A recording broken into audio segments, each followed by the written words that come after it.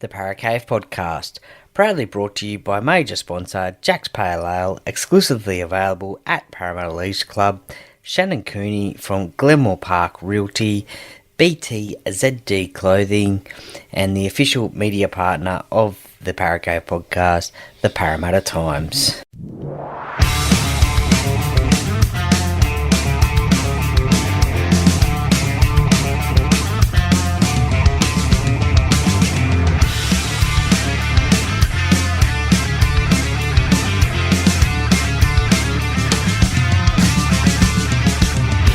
Welcome to another episode of the Paracave Podcast. And now over to your host, Troy Warner, broadcasting live from the world-famous Paracave. And yes, hello and welcome back to the Paracave Podcast. And this episode, well, it is a chat with a first grade coach in the NRL, and he is back coaching in the NRL now at the St George Illawarra Dragons, and that is of course Mr. Shane Flanagan. Now, Shane was a former guest on the podcast, and he's actually been on there a couple of times. He helped me out with a interview about his career in rugby league first of all, and then in 2022 he helped me with a few finals previews involving the Parramatta Eels, so I really appreciate that. But today, the other day I spoke to Shane and we quickly ran through a bit of a welcome back to coaching in first grade in the NRL. It's been a few years now that he has been out of the head coach seat. Pre-season training at the Dragons, how has that gone? A few of the things that he's implemented. Obviously, a little bit of talk about Ben Hunt. Who has impressed him in pre-season training and the couple of trials that we've had? Any injury concerns at the Dragons? For Dragons fans especially, whereabouts is Zac Lomax going to play? Because there's been a little bit of talk about that. Also, a couple of the new recruits at the Dragons just recently, Luciano Leilua and Raymond Fatala-Mariner. Also, coaching his son Kyle again back in the NRL. He has moved down to the Dragons, or to the Dragons I should say, and more than likely will partner Ben Hunt in the halves. Who he thinks is a potential threat to win this competition, the NRL competition in 2024. And also, he gives us his thoughts about his goal for the team in 2024 and also what he would think would be a successful season for the Dragons in 2024. So it's a little bit of a short podcast. So once again, I thank Shane for joining me on the podcast, and I always enjoy his chats.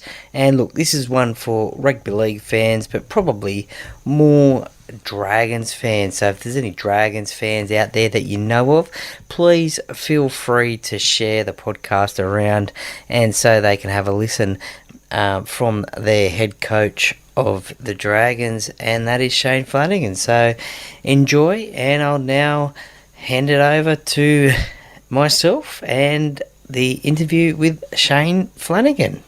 And today on the podcast, I've got a very special guest and someone who was a former guest on the podcast, and he's given me his time, which I muchly appreciate, to give me a preview of the Dragons season. That's right, you heard it, the Dragons season. It's not Parramatta season, it's the Dragons season, but it's going to give us a good insight into the Dragons and something that rugby league fans would want to hear. So welcome to the Paracave Podcast, Mr. Shane Flanagan. Thank you very much, mate. Second time up. Yeah, that's it. Oh, a couple of more times. I mean, you did those little finals previews for me in 2022. Yeah, that's right, yep. But welcome back to first grade coaching. How does it feel to be back in the NRL as a head coach?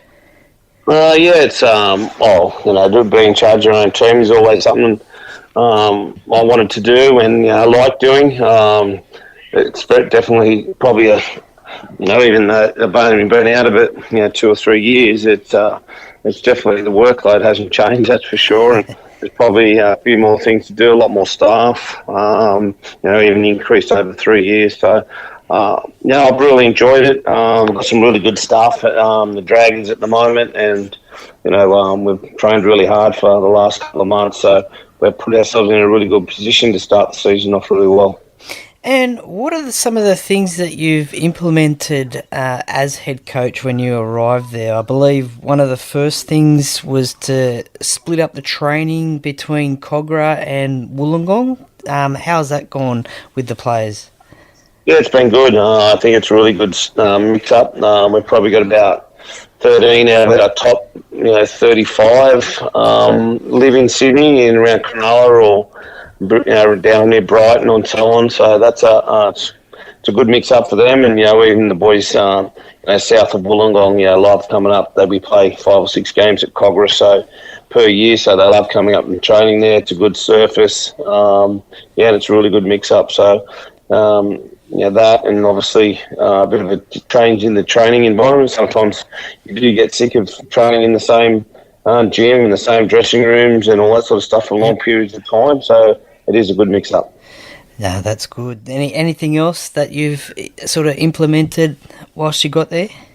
Oh, well, definitely thought we needed to be fitter, faster and stronger. So it's been a really tough off-season, 4 months of really tough training to get their bodies right. I've got some probably, I feel the best high-performance group, Andrew Gray, who I had at the Sharks, and Dan Lawson, I had at the Sharks, run my high-performance team, and they know exactly what I want from an athlete's and a football player's perspective. And a lot of our boys have changed their body composition. They've worked really hard and they've lost a lot of weight, put on a lot of muscle, and they just move a lot better now. So I think that's a really important start right across the squad, that we've all bought into that. And at least now I do believe that we can do what I'm going to ask them to do, especially move quickly and defend the way I want them to defend. So it's a big change, and they've all bought into it, which has been great.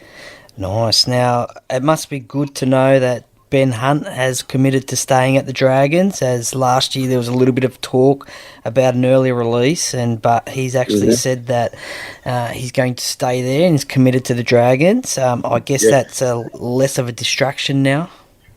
Oh, without a doubt. I always knew it would happen. Ben was, loyal to previous coach, and was upset that there's a coaching change, which I can understand, and a lot of players get like that. And he was a bit frustrated because the Dragons weren't winning football games, but that's why there's been a change of coach as well. So he's bought into everything we're doing at the Dragons, and he can see things are going to change, and he's been the leader of all of that. So it's been a real pleasure to work with him. And as I said, I knew that once I got in there, I could turn him around, and he could lead the change. So it's really enjoyable to work with him. And who has impressed you as coach in the pre-season training and also the couple of trials that we've already had? Who are the players in your mind to look out for in 2024? Oh, I think there's quite a few. I think Francis Milo's had a massive change in the way that his body composition, the way he's trained, and how fit he is at the moment. So he's one. Jaden Sewer's another one.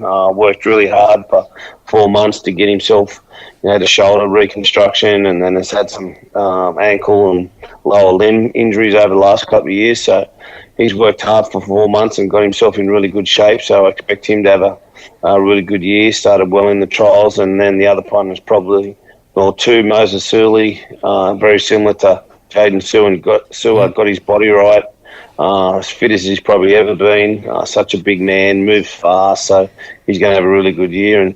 And Jack Bird's over a lot of injuries, had shoulder and knee injuries last year, and hasn't missed a day in pre-season, so looking good. That's good to hear. Well, just speaking a little bit of injuries, is there any other major injury concerns leading into round one? We saw over the weekend Jacob Little and Blake Laurie suffered injuries. How are they?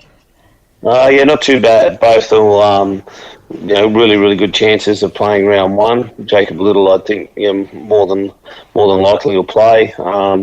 And then Blake Laurie is probably just, it's a rib cartilage, up near underneath his arm.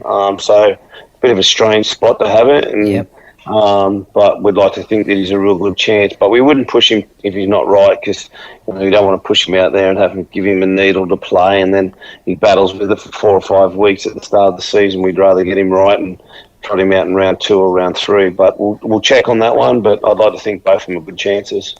Good to hear. Well, a question Dragons fans and probably rugby league fans have asked is whereabouts is Zac Lomax going to be playing, or do we have to wait for the round 1 team lineup? Oh, look, he'll be in the team without a doubt. His versatility sometimes, I've seen this with a lot of players, throughout the time. Jack Bird's a classic example of it. He gets moved around a little bit, but, Yep. I think Zach's best position is right centre. He can play right wing and he can play fullback for us. So it's just what best suits the team at the time. Zach understands that, and he'll do a good job wherever he plays. Yeah, that's for sure. The Dragons have also recruited a couple of new recruits, Raymond Fatala-Mariner and Luciano Leilua, just recently. How are they settling in at the Dragons, and what do they bring to the table? Yeah, a massive amount of experience. So, both of them are big game players. Ray's played a heap of games, so's Luciano. So, Ray can play edge, back row and middle, and Luch will be on that left edge for us, so he gives us another striker. Ball playing back row is so valuable, and they've obviously Ray's been probably a little bit longer. He's fitted in really well, and he's fit and healthy now. He came with a few little bumps and bruises and a hamstring problem, so he's over all of that and played really well on the weekend in the trial versus Tigers. And then we're just looking forward to get Luch, into our system and do some consistent training, and hopefully he's right for round 1. And another Dragons recruit is your son Kyle. How is he settling in? And no doubt partner Ben Hunt in the halves. Is it good to be coaching him back in the NRL? Yeah, it is good. We've got a good relationship. He understands when we go to work, it's work, and he trains hard and gets his job done. And as I said, there's a lot of pressure being taken off him. He's not the main man anymore. Ben Hunt is the main man, and Kyle's just got to do a job and support him and get the team around the park when he needs to, and get the ball to our strike players, and that suits Kyle. So I'm looking forward to see him have a really good year with a lot less pressure on him. Do you think there will be a little bit more pressure on him, seeing as though you're his dad and the coach as well? No, seriously, if rugby league, as I said, Kyle's a competitor. He'll go out and do his job, and his job is completely different than it has been. Probably in the last couple of years at the Bulldogs, that they expected him to be the halfback and change the game for him. That's not his style. He's the organiser and the support to Ben Hunt. Ben Hunt can be the halfback, and Kyle can support him. So, Dragon supporters don't have to worry about that. As I said, he'll do a good job and he'll compete really hard, and he'll earn his spot before anyone else does. Nice. Now, I saw the Dragons played Manly in a simulated game, and he said Manly might be one of the teams to beat this year. Who else do you think is a potential threat to win this competition?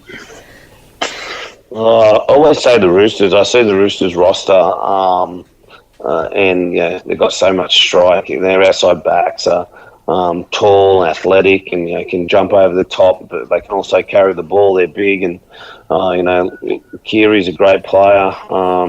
If they get their halfback playing some good footy, they're a dangerous back line. And then you look at their forwards, and they've got this big, powerful athletes. So, they've got a special team there. If they get it right, I think the Roosters can do it, but I've said that for the last couple of years. So, a tricky one. And as I said, I think Manly, things should come together a little bit more this year. I think Hamala Alakwatu is a quality player, and he'll only get better. And obviously, if Tom's fit, they could be anything. So they'll be up around about there as well. Brisbane and Penrith are still going to be there. So it's an interesting one.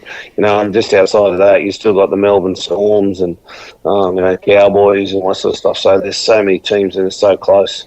That's it. We saw that last year with and the mighty Parramatta. Yeah, let's hope we can get back into the top 8 as well. We saw last year that the competition was very, very close. Well, the Dragons' first game is against the Titans up there on the Gold Coast. Did you catch any of their game against the Eels played on Sunday? And what are your thoughts heading into round 1? Yeah, trials are trials, but you can take a little bit out of them if you play well, I suppose. And I think Para did play well. They showed, how much skill they have on the edges. Their two front rows were powerful, and then, Cartwright on the edge was good, and Mitchell Moses did what he had to do, and Gutherson had some nice touches. So they're senior, classy players did enough to show that they're going to be a force. And the Titans, as I said, though, they showed patches, but under new coach Des Hasler, I'm sure that he's got them ready to go. He'll have them ready to go for round one, not the trials. So, it'll be a tough one, especially up there. The weather, that time of year. So, we just got to get off to a good win and probably worry more about ourselves than the opposition. Yeah, no, that's fair enough. Well, again, you said there that you're going to worry about yourselves, but a lot of people are probably tipping the Dragons to finish down near the bottom of the ladder. Two questions. What is your goal for the team in 2024, and what, in your opinion, would be a successful season for the Dragons in 2024? Well, we'll just be competitive week in, week out. And, I want to make the semi-finals, and I think we can. We've showed enough in the trials. Our first half against our Sydney, which was our best team, and then our best team on the weekend, probably scored 6 tries, could have scored 8 tries. So I think we'll be real competitive, and defensively we'll be a lot better, and we're fitter, faster and stronger. So you'll see a different Dragons team, and if anyone wants to have a bet, I'm quite happy to hold their money. Nice. We'll put it out there to the listeners. Well, I can't do that. No, that's right. You can't. No, that's right. Definitely. We don't want you getting in any trouble. Well, Shane Flanagan, thank you very much for coming on the podcast today for a chat about the Dragons in 2024. I really appreciate it. I'm sure the Dragons fans will too, especially. All the best for season 2024, and hopefully maybe midway through the season we'll catch up for another chat just to see how you're going. No worries, thank you very much, and always have a soft spot for Para, so good luck to them as well.